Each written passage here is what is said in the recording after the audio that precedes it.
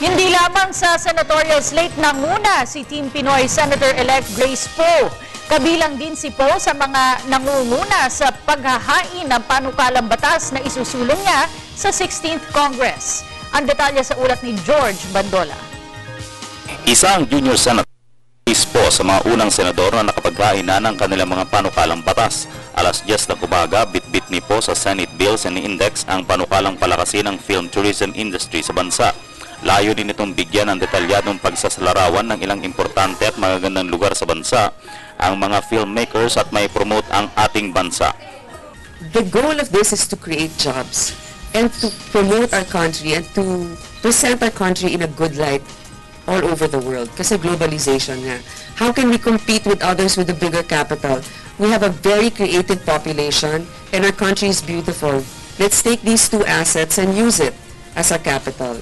Priority bill din ni Poe ang pagkakaloob ng libreng pananghalian sa mga public school elementary students. Ngunit pili lamang ang mga pagbibigyan nito base sa kanyang panukala.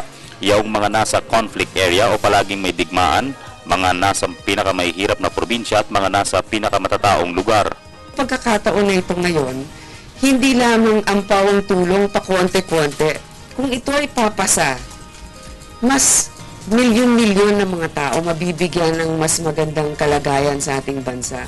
Sabi nga na daw ni Nelson Mandela, a good heart and a good mind are formidable combinations. It's really important na hindi lamang technical, ng batas, pero iisipin din ito ba'y mararamdaman at makakatulong sa pinakamahihirap. Nauna rin nakapagkain ng kanilang panukalang batas ang ilang pang senador. 15 panukalang batas naman ang inihain agad ni Senator Nancy Binay. May kinalaman sa kapakanan ng mga kababaihan, mga bata, cyberbullying at mga sex offenders. Base sa raffle na ginawa ng Senate Bills and Index, nakapaghain na rin ang kanilang mga panukala sina Senador Tito Soto, Loren Legarda, Bongbong Marcos, Chis Escudero at Jinggoy Estrada.